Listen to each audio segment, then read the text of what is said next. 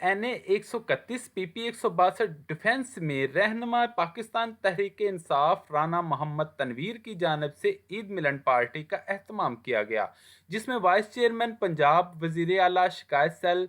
तर्जमान हुकूमत Punjab Nasir Suleman, general secretary central Punjab Ali Imtiaz Waraich, Faisal Hakam Bhatti, Adil Bashir Chaudhry, Ghulam Abbas, Habib Sarwar, Faizan Shamsi, Rana Saeed, Asif Mahmood Jat, Hafiz server,